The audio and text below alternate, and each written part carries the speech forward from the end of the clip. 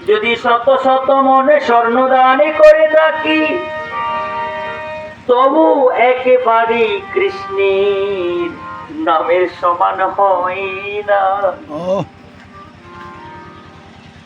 এ নামের সমান কোনো কিছু দিয়ে পূজন করা যায় না, কোনো কিছুর দ্বারা সমান করা যায় না। বলছেন শতে পাত্রে শত কন্যাও যদি দান করে থাকি, তবু একবারেই কৃষ্ণের নামে সমান হয় না। শুধুজন আমরা কলিযুগে যারা জন্মগ্রহণ করেছি বাবা, ভেবে দেখুন আমরা কতটাই ভাগ্যবান। জানেন মহাপ্রভুর সাথে সাথে সকল দেব দেবতাগণ মানুষ হয়ে জন্মগ্রহণ করেছেন একমাত্র হরির নামের আশ্রয় গ্রহণ করার জন্য। সে জায়গায় শাস্ত্রে বলে দিয়েছেন দেবতারা বাঞ্ছা করে মানুষ হইতে, আমরা মানুষ হইয়া যাই কেন কুজনী প্রভৃতি, কেন মনুষ্য দুর্লভ জনম পেয়ে আমরা আবার কেন 84 লক্ষ জনী ভ্রমণ করব। এমন সোনার যুগে আমার পরমে গোসাই তিনি বলে দিয়েছেন এই স্বর্ণযুগ, এই যুগের নামকরণ করেছেন স্বর্ণযুগ। এই স্বর্ণযুগে এসে কেন আমরা পিছিয়ে যাচ্ছি, কেন আমরা নামবিহীন হই, কেন আমরা আবার মনে করি আমরা 84 লক্ষ জুড়ি ভ্রমণ করব। কত জনম পার করি আমরা এরকম সুন্দর দুর্লভ মানব জনম লাভ করেছি।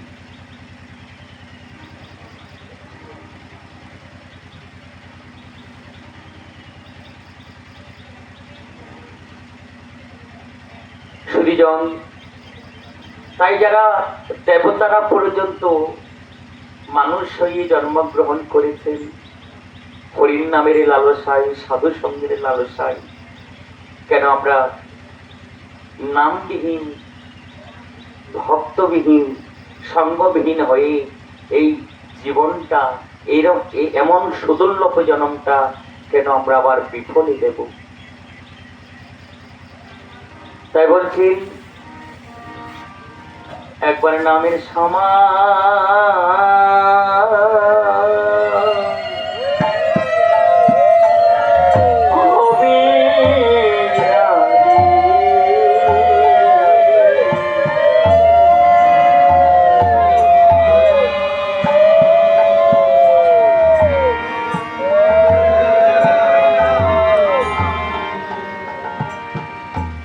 গ্রহণ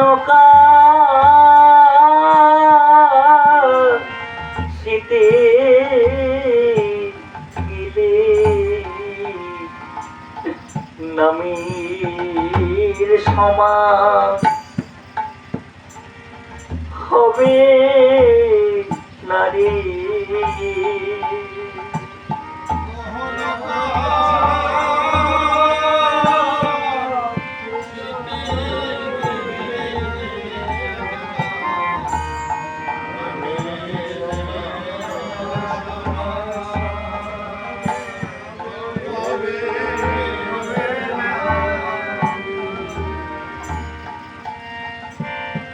শতমন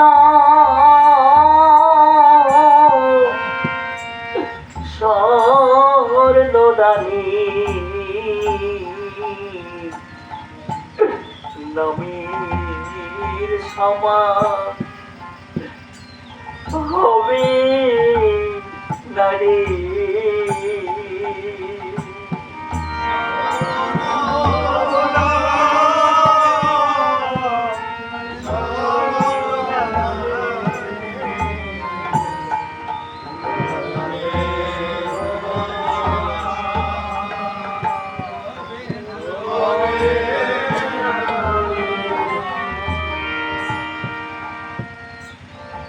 শতকন্যা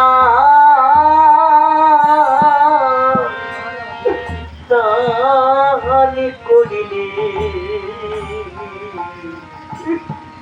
নামে তীর সমান হবে নারী।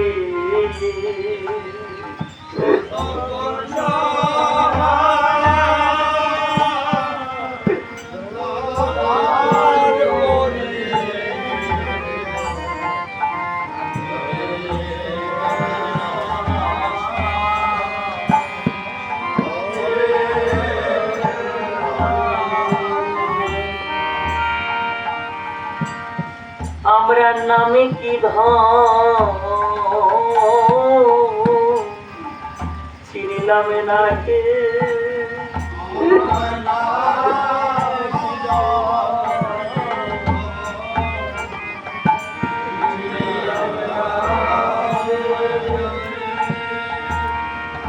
ভাবে আমার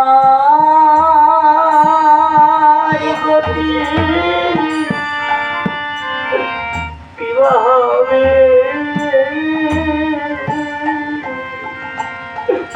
নামে কি ধন ছিনলাম না হে।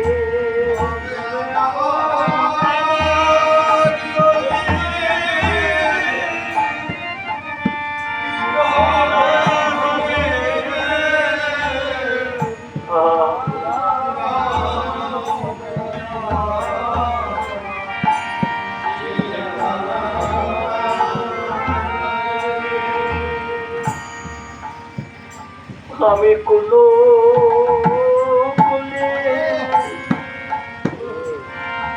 গেলাম না হে,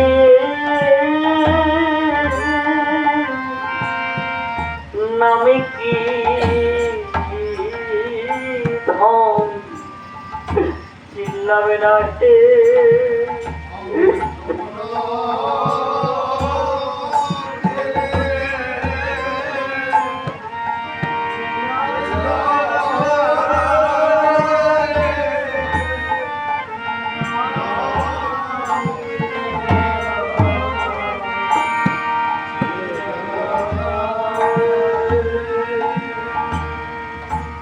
আমি শেষে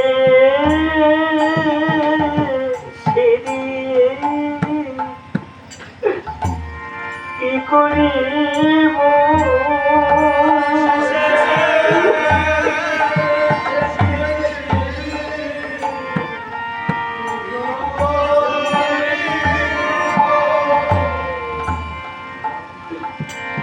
যেদিনে প্রাণ পাখি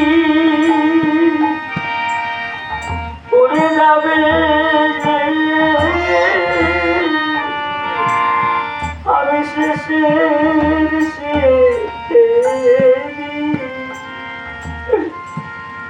কি করিব।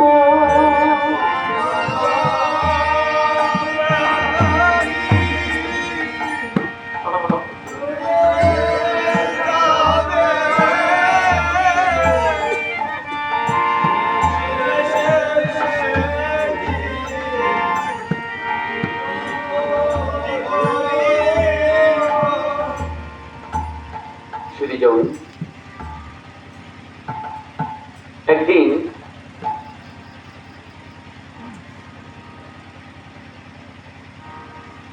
একজন বিশিষ্ট ব্যবসায়ী তিনি ঘর থেকে বের হলেন।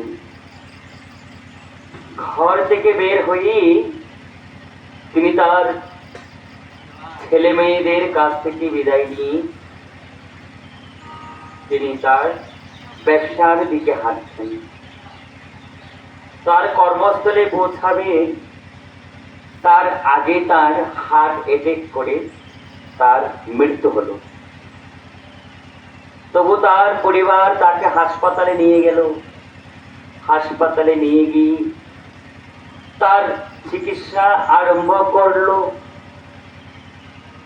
তারপরে ডাক্তার এসে তাকে মৃত ঘোষণা করলো।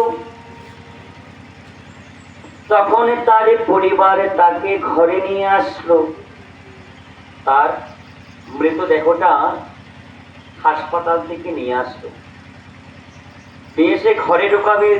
ছেলেরা কি করছেন, সেই পিতার মরা লাশটা ঘরে ঢুকাবে, তখন তারা অন্য আত্মীয় স্বজনরা ঘরে ঢুকাতে দিচ্ছে না, বলছেন মরা দেহ, পচা দেহ, এই দেহটা যদি ঘরে ঢুকায় ঘর অপবিত্র হয়ে যাবে। তার দেহটা আর ঘরে ঢুকাতে দিচ্ছে না। মানুষ যখন মরে যায় তার মধ্যে তার একটি আত্মা সবকিছু বুঝতে পারে তিনি কি করছেন, তার জন্য তার আত্মীয়রা কি করছেন, তার পরিজনরা কি করছেন, তার ছেলে মেয়েরা কি করছেন তিনি বুঝতে পারেন। তখনই ঘরে ঢুকতে দিচ্ছে না। তিনি চিন্তা করছেন, এত কষ্ট করে এত পরিশ্রম করে আমার স্বাদের ঘর, স্বাদের দালান, আজকে আমাকে সে ঘরেই ঢুকতে দিচ্ছে না, ঘরটা অপবিত্র হওয়ার ভয়ে। তখন কি করলো, তাকে উঠানের মধ্যে তাকে রাখার ব্যবস্থা করলো। আত্মীয় স্বজনরা চতুর্দিকে কান্না করছেন তাকে ঘিরে। তখন কাঁদতে কাঁদতে দেখা গেল হঠাৎ করে বৃষ্টি আসলো। হঠাৎ করে যখন বৃষ্টি আসলো তখন সবাই ছাতা ধরছেন, আবার অনেক আপনজনরা ঘরে ঢুকে গেছেন দৌড়ে, কিন্তু সেই দেহটা বৃষ্টির মধ্যে এমন দুর্যোগের মধ্যে উঠানি পড়ে আছে, কেউ দেখছে না। সে জিনিসটা উপলব্ধি করছে কি, যিনি মারা গিয়েছেন তিনি উপলব্ধি করছেন। তখন দেখতে পেল সবাই তাকে নিয়ে শ্মশানে যাচ্ছে, ঝড় থেমে গেল, তাকে নিয়ে সবাই শ্মশানে যাচ্ছে, পরিণামে করে করে তাকে শ্মশান ঘাটে দিয়ে আসবে। তখন তিনি ভাবছে আমার আর ভয় কিসে, আমার সাথে তো সবাই যাচ্ছে শ্মশানে, একজন দুজন নয়, 300, 400, 500 জন লোক আমাকে নিয়ে শ্মশানে যাচ্ছে, আমার কোনো ভয় নেই। তখন তিনি মনের আনন্দে শ্মশানের দিকে যাচ্ছে, 4 পুত্র কাঁধে নিয়ে তাকে শ্মশানে নিয়ে যাচ্ছে।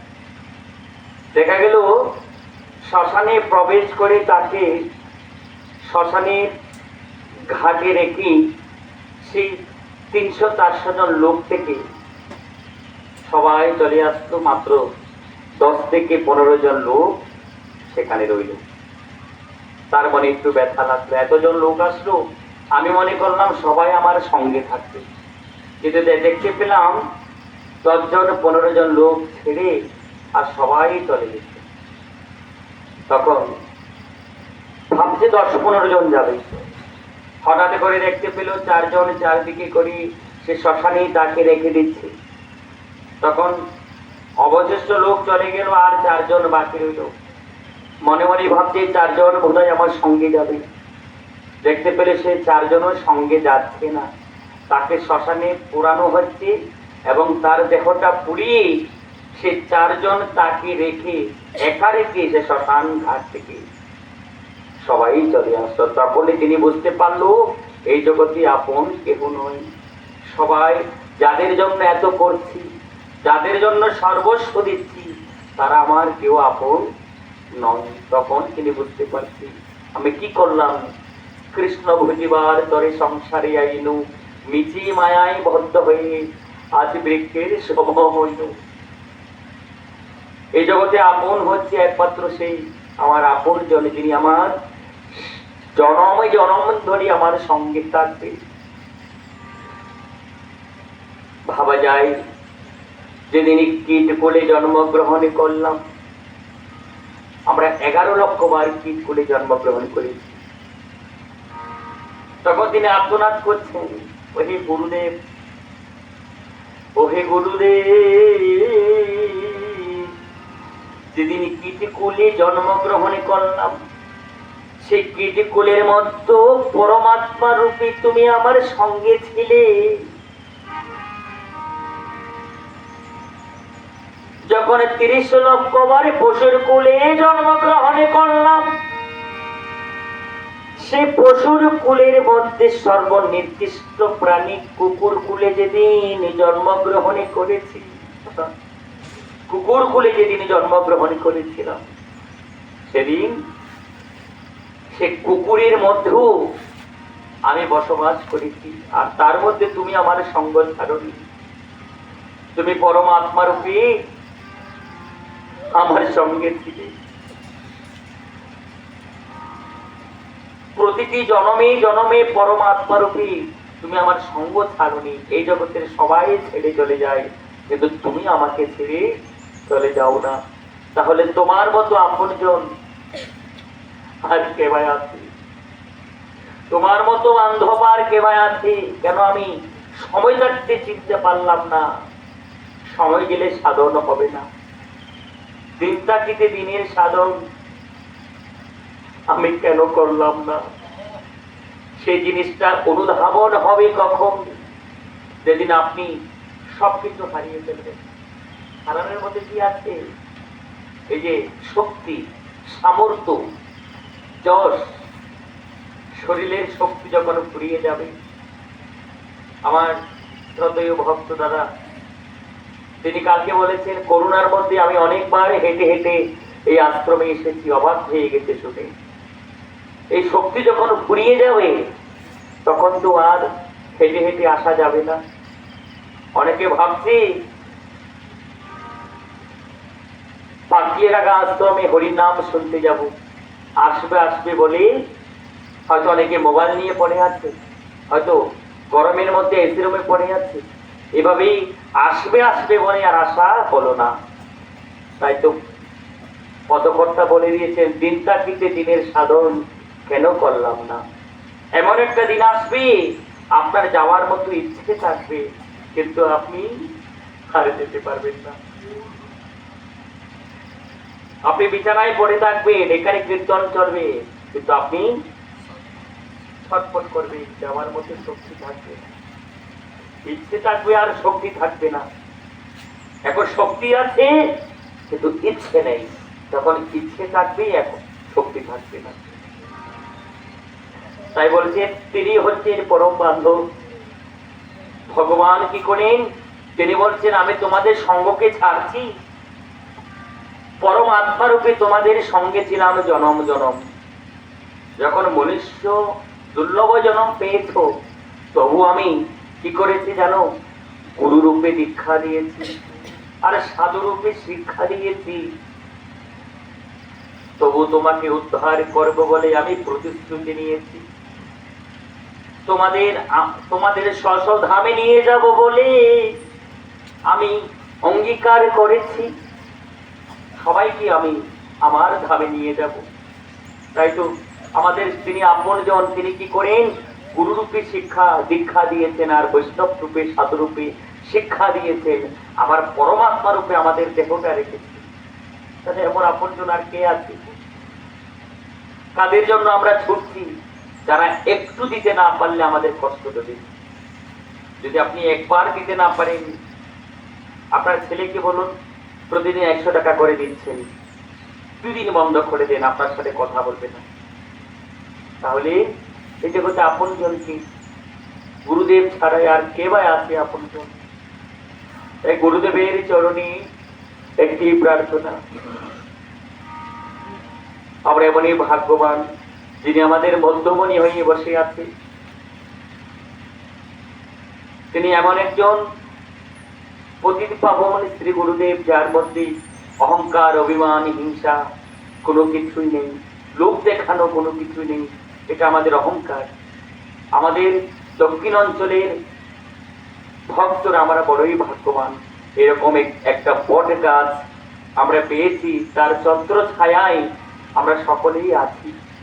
তিনি আমাদের জন্য যে বৃন্দাবন তৈরি করে দিচ্ছেন, এই বৃন্দাবন একদিন আপনারা দেখতে পাবেন। বিশ্বের বিভিন্ন জায়গা থেকে দেখার জন্য, ভ্রমণ করার জন্য, তীর্থ করার জন্য এই বৃন্দাবনে আসবে। তাই গুরুদেবের চরণে একটি প্রার্থনা, আমরা অপরাধী, আমরা দুরাচার, আমরা জনমে জনমে পাপিষ্ঠ, জনম জনমের অপরাধী। তবুও যেন তিনি শেষের দিন তার চরণে ঠাঁই দিয়ে আমাদের ভবনদী পার করে দেন। তাই মহাজন তার প্রেম মিশ্রিত পদ কীর্তনে লিখেছেন। পদ কীর্তনে আখর দিয়েছেন কি, সেদিন সঙ্গ ছাড়া করুণা হে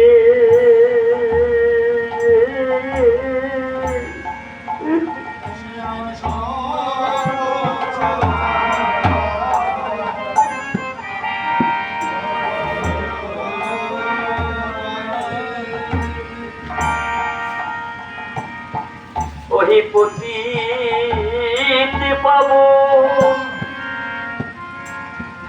শ্রী গুরু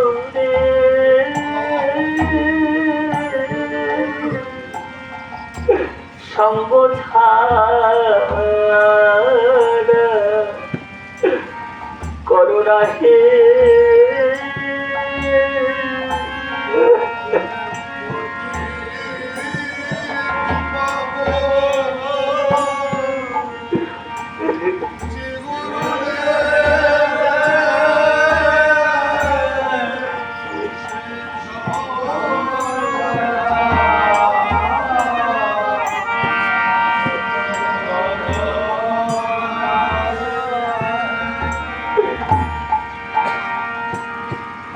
আমি জন্ম জন্মে অপরাধী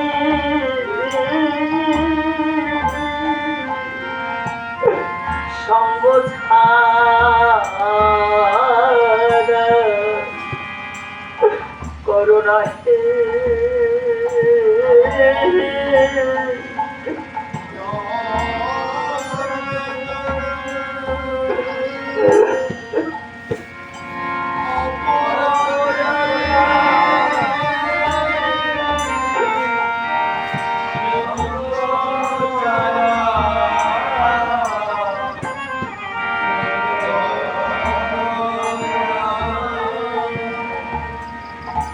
ভাবে তুমি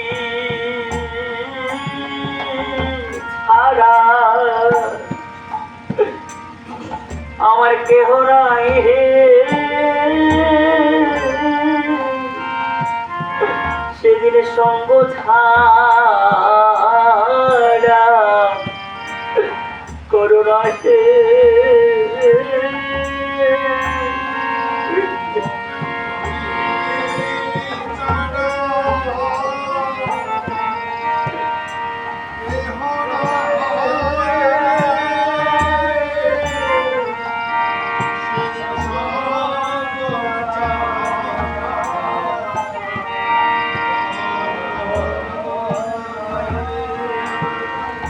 সেদিন মধু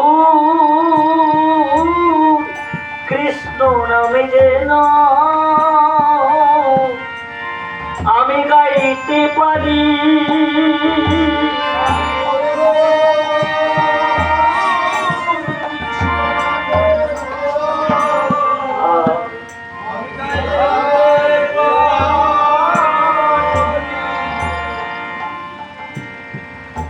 আমি প্রাণী খুলে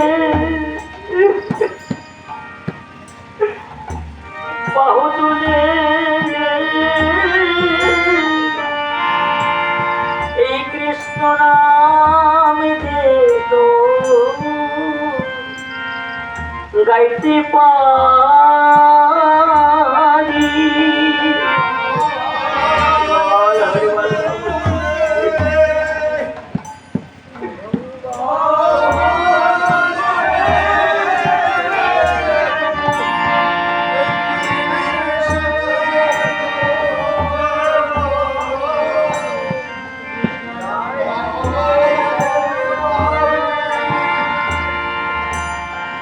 যেদিন প্রাণ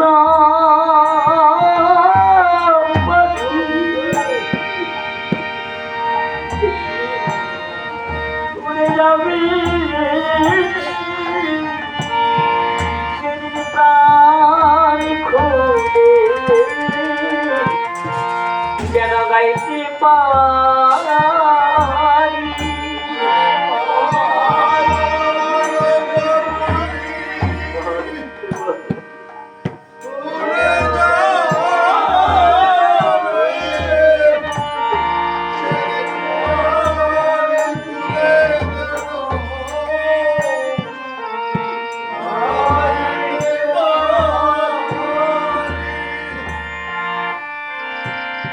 তুমি সেদিন আমায়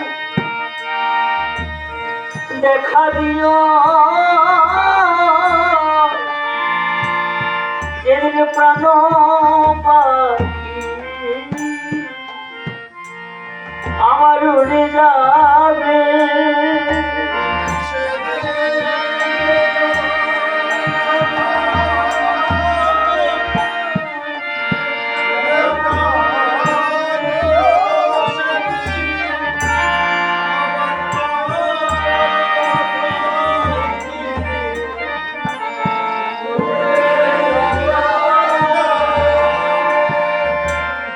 তুমি ভব পারে মাঝি হইও, দেখা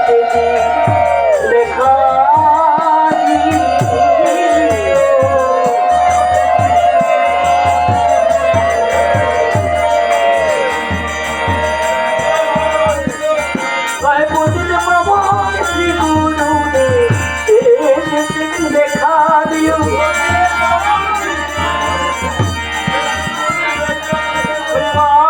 হরিবল হরিবল হরিবল।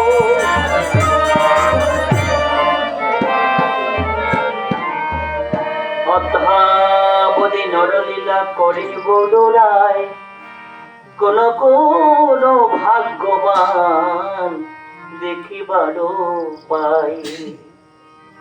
সুধীজন, এই শ্রীবাস অঙ্গনে আমার রাধা মাধব এসেছেন। তিনি সারা রাত ধরে লীলা করেছেন এবং যারা দেখার মতো নয়ন পেয়েছে তারা দেখেছে, আর আমাদের মতো যারা দুরাচার পাপিষ্ঠ, যারা কামনা বাসনায় মেতে থাকি, যারা দেখার মতো নয়ন পাইনি, তারা আমরা দেখিনি। তাই চলুন আমরা প্রভাত সময়কালে একবার রাধা কৃষ্ণের রূপ দর্শন করব। আমি রূপ বর্ণনা করব পদ কীর্তনের মাধ্যমে। আপনারা মনে মনে বা সম্মুখে চিত্রপট আছে, রাধা কৃষ্ণের রূপের দিকে তাকিয়ে তার রূপ দর্শন করবেন। বলছেন যারা রাধা কৃষ্ণের একবার রূপ দর্শন করে তাদের আর পুণ্য জন্ম হয় না। রাধে রাধে। রাধে গোবিন্দ রাধে গোবিন্দ গোবিন্দ জয় জয় রাধে।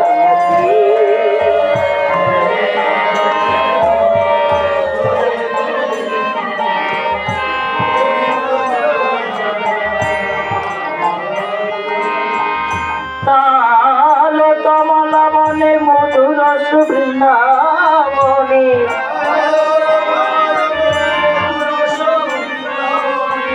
ভ্রমরা হরি গুণ গাজনে।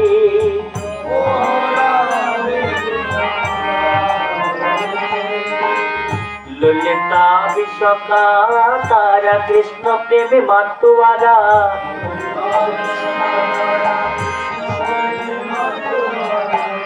যুগল মূরতি তারা কেহ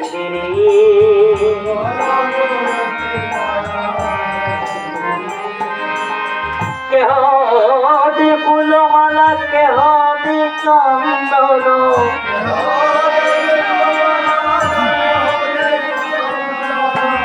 কেহ আবার করা গড়ি গাঙ্গনি।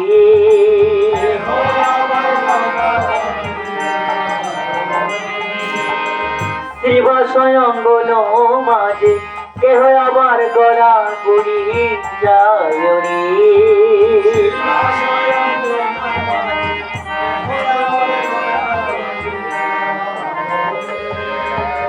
প্রভাতে গোবিন্দের নাম বল বল অভিরাম,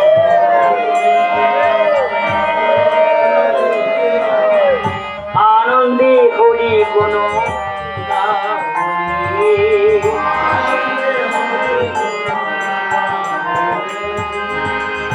স্বামীর শিরিতে ময়ূর মুকুট,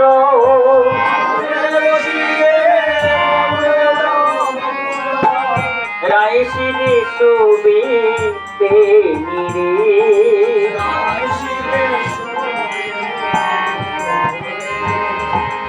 স্বামীর গলেতে বনমালা দুলে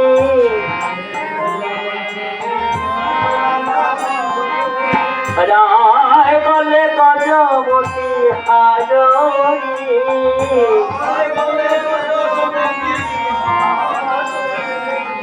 শ্যামের করিতে মোহন বাসুরি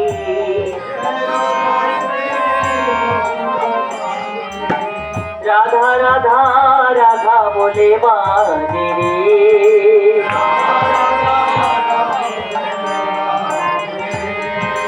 শ্রীবাসয়ঙ্গ নমাজি রাধা রাধা রাধা বলে বাজে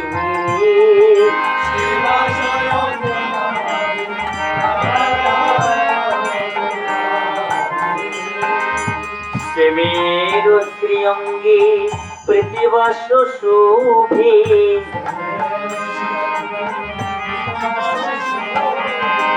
রায়ঙ্গে উড়ে নিল শাড়ি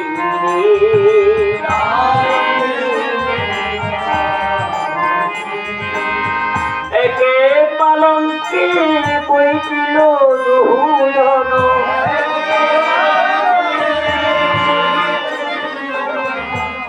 মুখ সুন্দর সাজি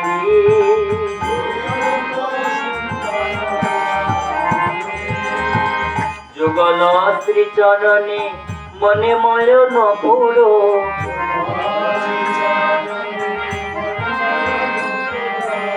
রুনু ঝুনু বাজিরে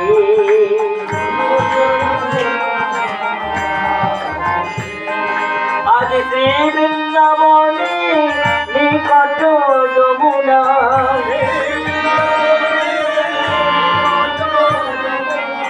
বিহার তোরায় কানু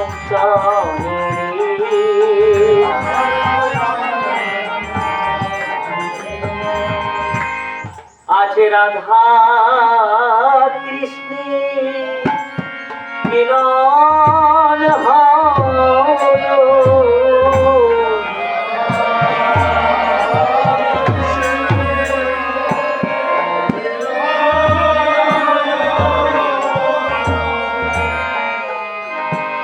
আজ শ্রীবাসয়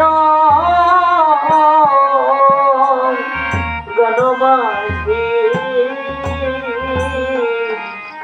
রাধা কৃষ্ণ মিলন হলো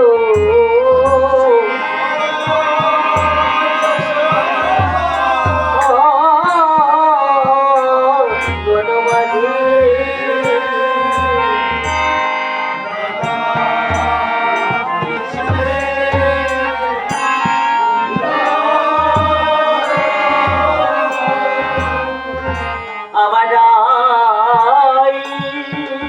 দুঃখ ঘুচাইল রাধা কৃষ্ণ মিলন হলো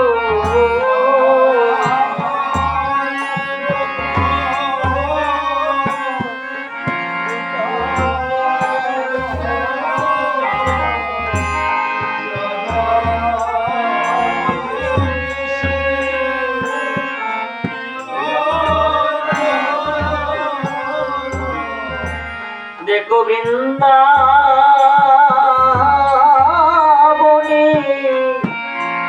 আজ ফুল ফুটিল আজ রাধা কৃষ্ণ মিলন হলো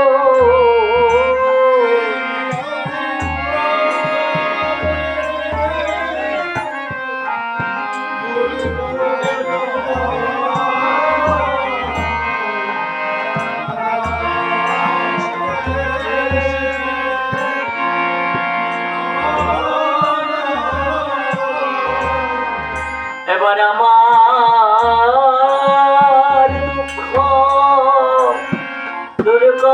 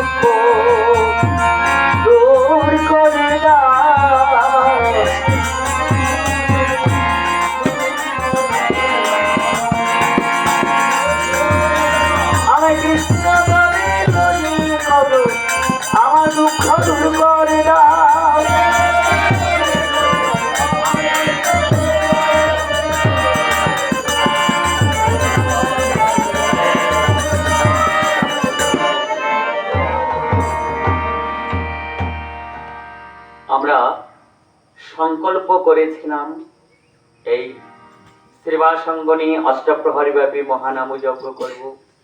নিমন্ত্রণ জানিয়েছিলাম এ হরিনামের অধীশ্বর শ্রীকৃষ্ণ চৈতন্য মহাপ্রভুকে এবং নিত্যানন্দ প্রভু, অদ্বৈত প্রভু, গদাধর শ্রীবাস থেকে শুরু করে অনন্ত কোটি বৈষ্ণবগণ, ৬৩ মহন্ত, দ্বাদশ রাকাল, কত সাধু বৈষ্ণবদের আমরা নিমন্ত্রণ করেছিলাম। এখানে আনন্দের বাজার বসেছিল 2 দিন 3 দিন ধরে। কত দূর দূরান্তর থেকে ভক্তের আগমন ঘটেছে। এখন আমাদের বিদায়ের পালা, তাদেরকে বিদায় দিতে হবে। সংকল্প অনুযায়ী, প্রতিজ্ঞা অনুযায়ী আমরা প্রভুকে বিদায় করব।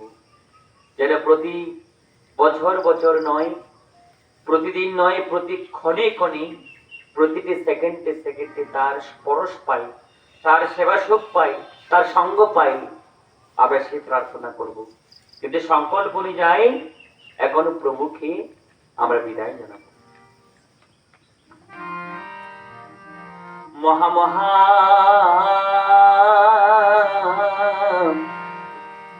মহোৎসব সম্পূর্ণ কাল,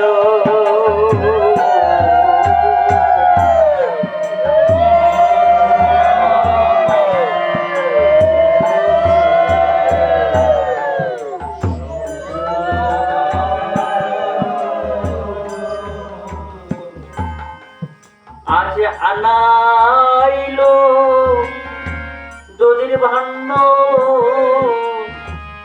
শ্রী সচিনন্দ,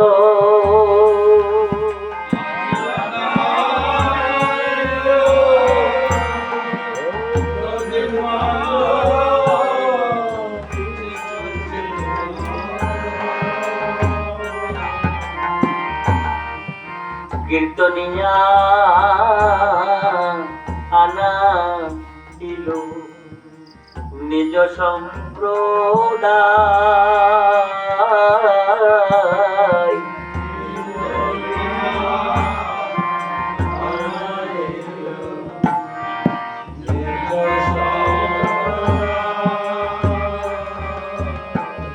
আজি গৌরী দাস কীর্তনিয়া বিদায় নিতে চাই।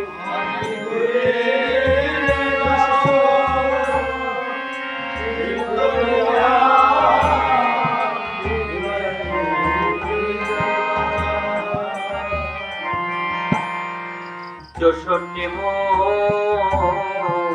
শান্ত আজ যত ভক্ত হব,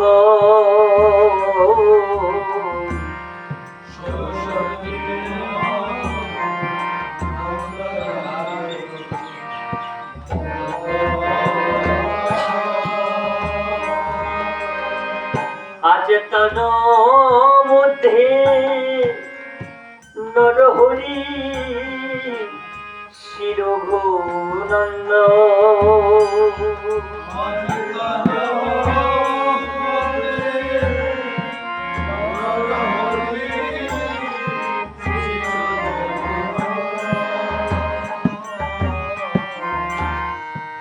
আপনিল ইলো প্রভু আজ শ্রীমালা চন্দ,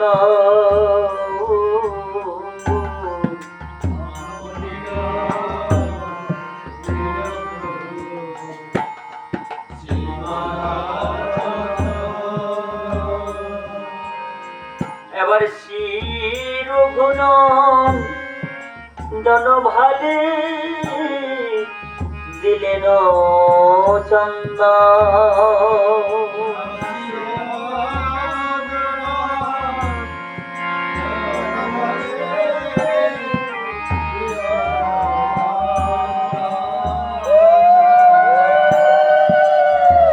উচ্চস্বরে গায়স্বরে আজ নাম সংকীর্তন,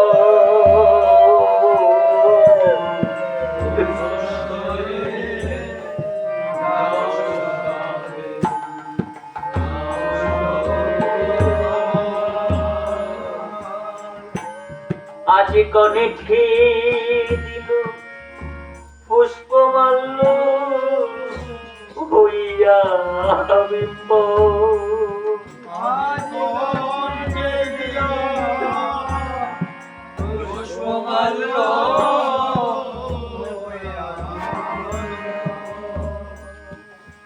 আজ কনিঠে দিল পুষ্পমাল্য হইয়া বিম্ব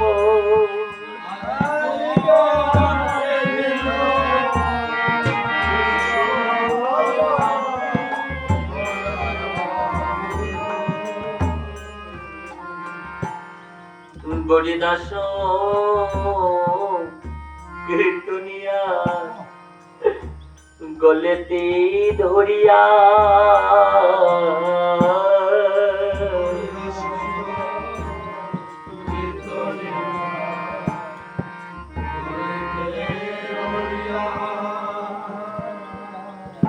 ভক্ত আমারে মাতা পিতা ভক্ত আমারে গুরু ভক্ত আমার নাম রেখেছি বাঞ্ছা কল্প তরু ভক্ত যেদিন খাওয়ায় অন্ন সেদিন আমি খাই ভক্ত যেদিন না খায় অন্ন সেদিন আমি উপবাস হয়ে যাই আমার যা কিছু সুখ আমার ভক্তকে ঘিরে তাই আজ মহাপ্রভু মালা চন্দন দিয়ে ভক্তকে সাজিয়ে যখন বুঝতে পেরেছেন ভক্তরা মহাপ্রভুকে ছেড়ে সকলে যার যার জায়গায় যার যার কর্মস্থলে চলে যাবে হয়তো আগামী বছর এখানে আমরা অনেকে আসতেও পারি না আসতে পারি অংশগ্রহণ করতে পারি নাও করতে পারি কারণ আমাদের 1 মিনিটের নাই ভরসা এখান থেকে বাড়ি যেতে পারবো সেটা আমাদের বিশ্বাস হয় না তাই মহাপ্রভু ভাবছেন আবার এমন সঙ্গ হয় কি না হয় এমন সঙ্গ পাই কি না পাই তাই ওহে ভক্ত আমার বুকে আসো তাই সমস্ত ভক্তকে সাজিয়ে এক এক করে সবাইকে বুকে টেনে নিচ্ছেন ভগবান নিজেই তাই বলছেন আপনারা যেখানে আছেন একটু ভগবান যাকে সম্মুখে পাবেন ভগবান জ্ঞান করে মহাপ্রভু জ্ঞান করে বৈষ্ণব জ্ঞান করে আলিঙ্গন করবেন গরিদাস কীর্তনিয়া গলেতে ধরিয়া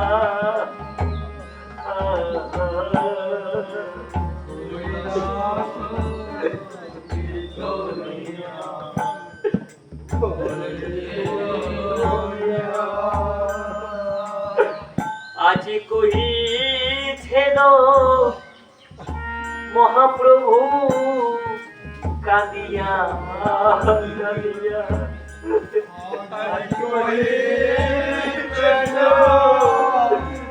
মহাপ্রভু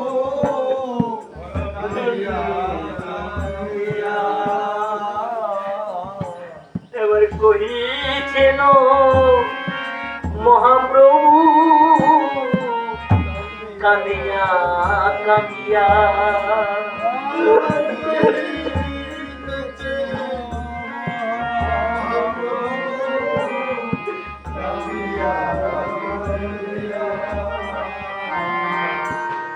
গোলকের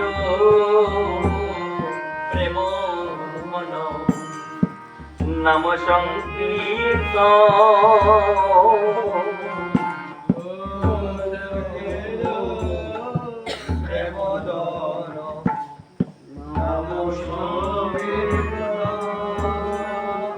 আমি কেমন দায় দেব মহন্তের গো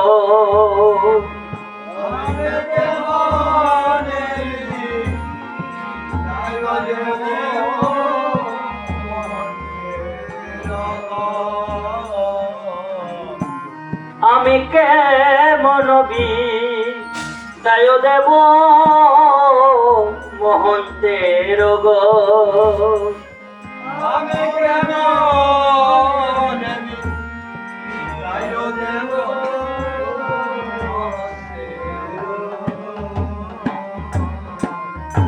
আমার মহন্তের আগমনী প্রেমানন্দ সুখা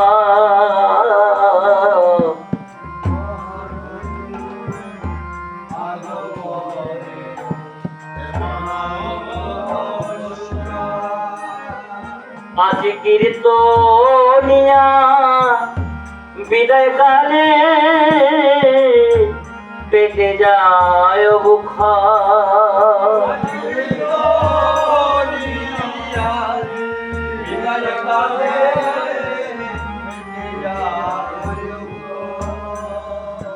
এবার প্রভু বলি নিত্যানন্দ তুমি শোনো রে বচন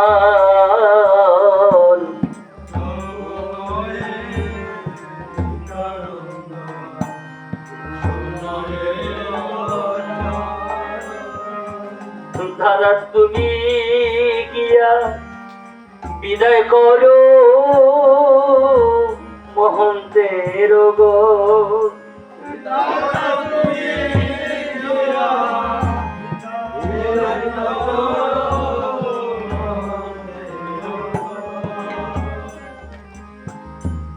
আজ মহাপ্রভু যখন এই ভক্তদের বিদায়ের পালায় এসেছে তখনই দাদা নিত্যানন্দকে খুঁজছেন।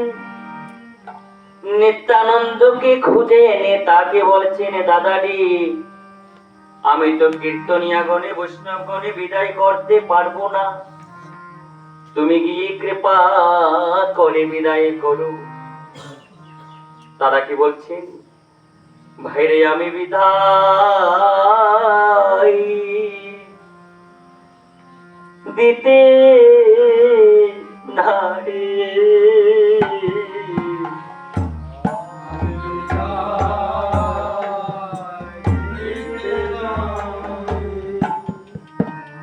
তুমি দিলে বিদায় দিতে পারো,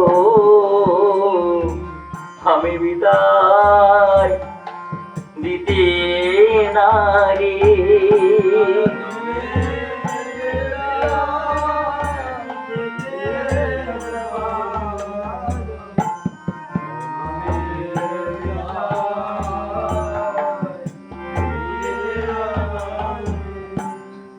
দাদার কাছে এই কথা শুনে মহাপ্রভুর একটু করে সন্ন্যাস মনে পড়ে গেল। একটু করে সন্ন্যাস আস্বাদন করব 2টা মিনিট। তার মধ্যে আমার শ্রদ্ধেয়, যাকে আমি বাবা বলি সম্বোধন করি, আমার শ্রদ্ধেয় কাকা যিনি আছেন তিনি আপনাদের ধারে ধারে যাবেন ভিক্ষার হাত নিয়ে। আপনারা সকলেই একটু ভিক্ষা প্রদান করবেন, না হয় ভিক্ষা পালাটা যদি না হয় আমার মনে হয় একটু অহংকার যুক্ত হয়ে যায়। সেজন্য আপনাদের ধারে ধারে পৌঁছাবে, আপনারা যা পারেন একটু ভিক্ষা প্রদান করবেন। তাই মহাপ্রভু 24 বছর বয়সে সন্ন্যাস নিয়ে তিনি কাটুয়া কাঞ্চননগর গিয়ে সুরধনী পার হয়ে সেখানে একটা বৃক্ষতলে বসে বসে মায়ের কথা ভাবছেন আর বলছেন, মা তোমার মতো জনম দুঃখিনী এই জগতে আর কেহ নেই, তবু তোমার চরণে ক্ষমা চাচ্ছি মা। আর বলছেন, তুমি মনে রেবু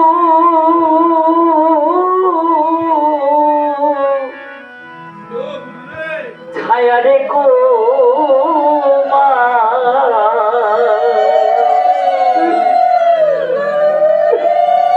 ওমা তোমার নিমা আর তো নাই, বিদায় দাও মা। সচি মাতা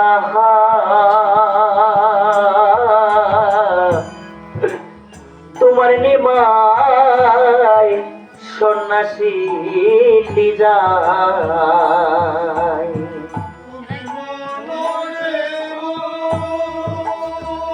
বল করে বলছে